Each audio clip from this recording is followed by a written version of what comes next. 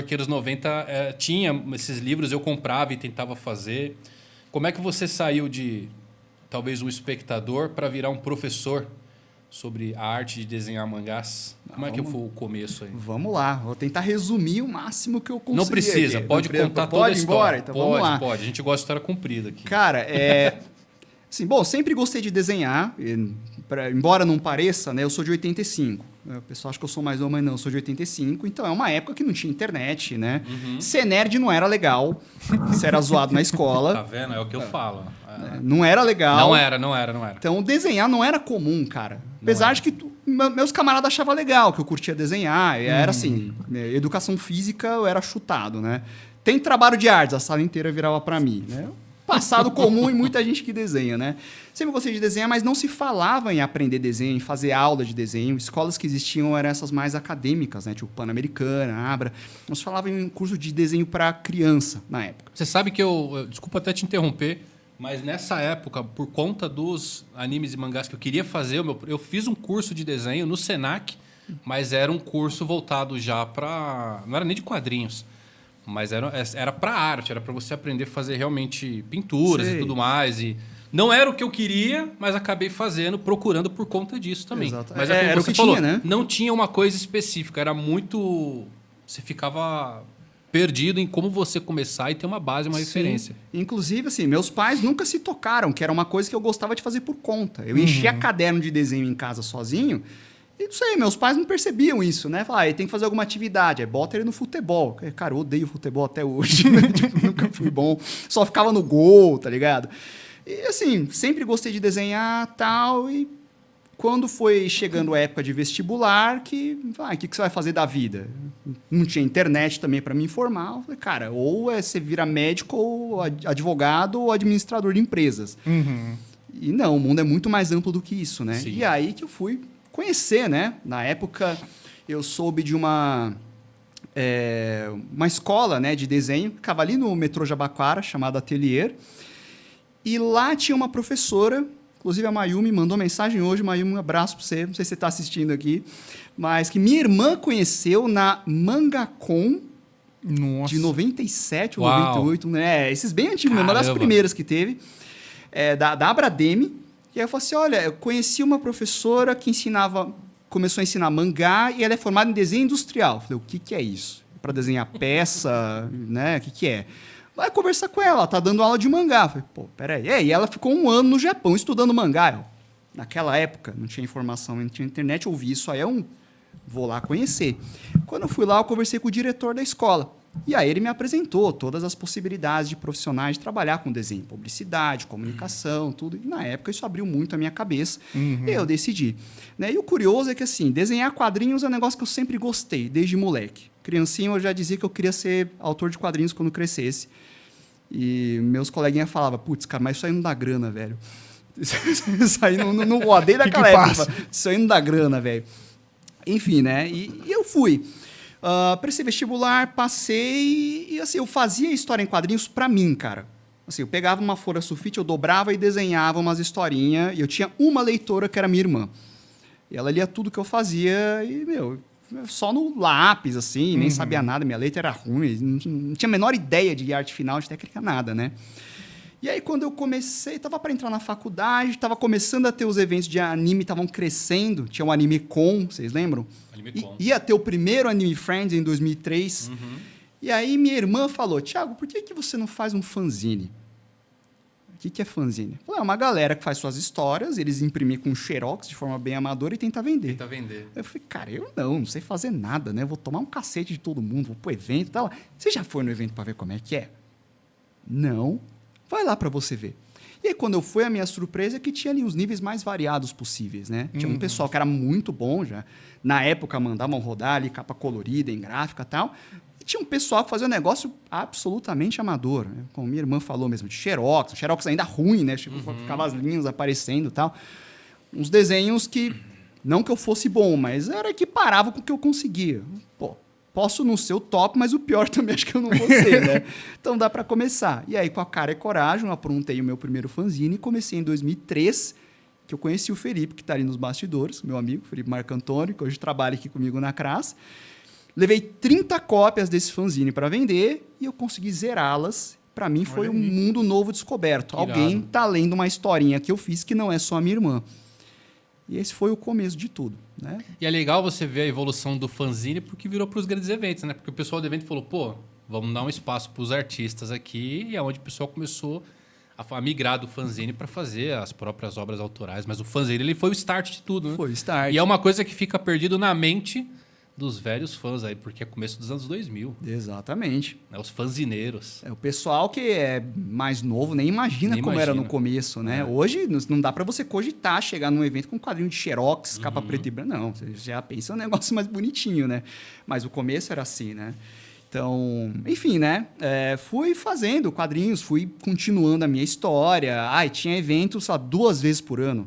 Que diferença, né? Hoje tem tantos aí, né? Sim. Tinha 2 por ano. Falei, a cada 6 meses dá tempo de eu preparar uma edição nova. E aí foi o meu treino, né? Foi o meu laboratório experimental, fazer fanzine. E aos poucos foi começando a vir os questionamentos. Tá, para onde eu vou depois? Né? Que Qual dá que é o para próximo fazer? passo Qual que é o daqui? próximo passo, né? E aí eu ia pesquisar e eu quase não encontrava brasileiros publicando profissionalmente. Na época se falava muito em banca de jornal, né? Hoje Sim. banca é Bomboniere, mas na época ainda era o local para os quadrinhos, né? Por que não tem brasileiro sem ser Mauro de Souza em banca, né?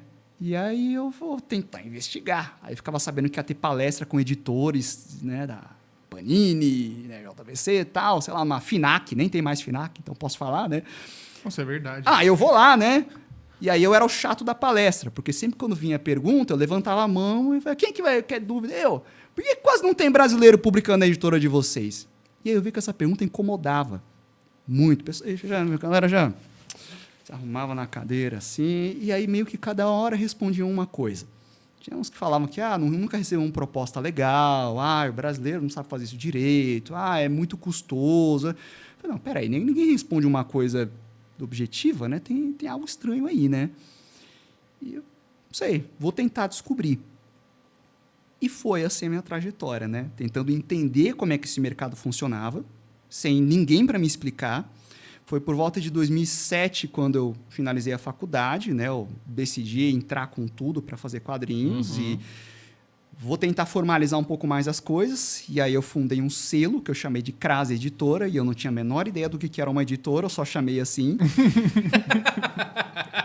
E fui aprendendo tudo na marra. Eu falei, por que tem um código de barras atrás dos livros? Então, isso é ISBN. O que é ISBN? Cara, não tinha um canal de YouTube para me explicar. Difícil, né? E aí, ao mesmo tempo, você não quer passar vergonha e tal. E é um né? tipo de informação que você não consegue facilmente com ninguém, né? Não, e nem hoje em dia. Até hoje em dia, você ainda encontra, mas na época, internet no começo ainda, não tinha vídeo, não tinha YouTube naquela época, podcast muito menos, né? Então, cara, eu ia garimpando dessa maneira, tentativa e erro. Eu tentei fazer boneco, tentei fazer chaveiro, camiseta. A gente na cara já fez tanta coisa, né? E tudo para viabilizar ali a produção de quadrinhos e sempre foi o meu objetivo, viabilizar as produções autorais do estúdio. E aí o tempo foi passando, né? Muita tentativa e erro, mais acertos do que erro, senão não estava aqui.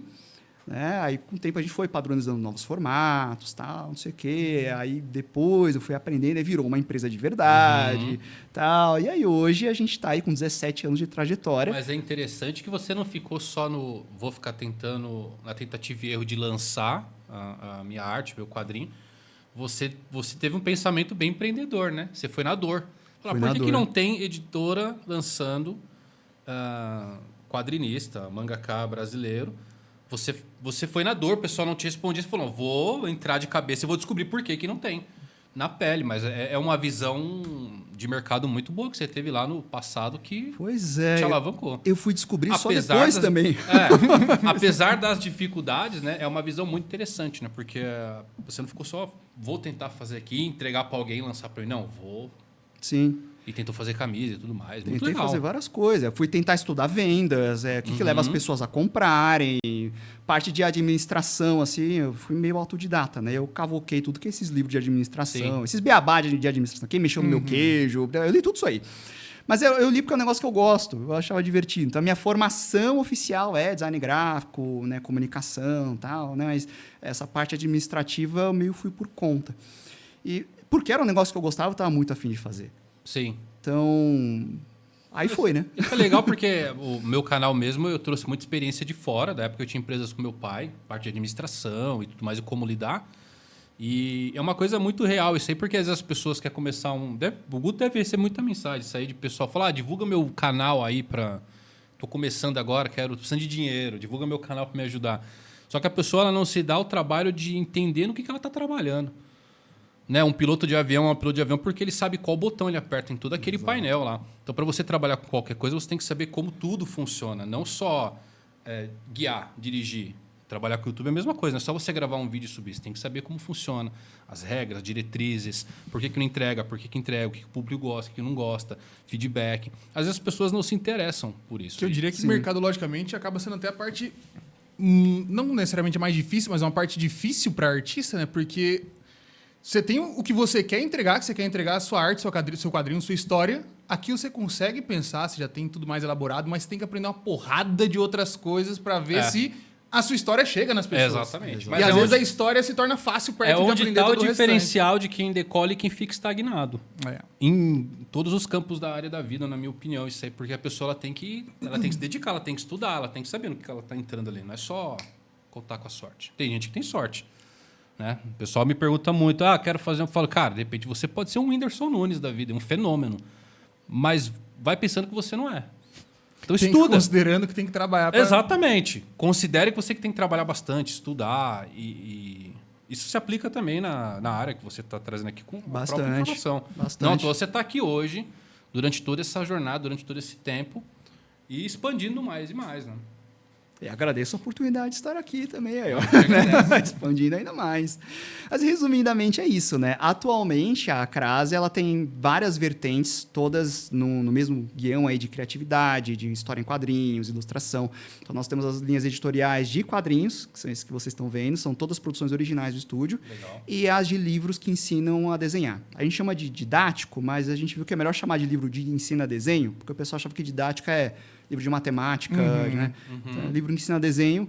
E a aceitação está muito boa desses materiais, né? Aí tem os cursos, a gente trabalha também com venda de material artístico. Então, está tudo meio que alinhado no mesmo pilar ali, né? Essa parte de criatividade. E o canal no YouTube, né? Que acho que é onde a maioria acabou me conhecendo. Sim.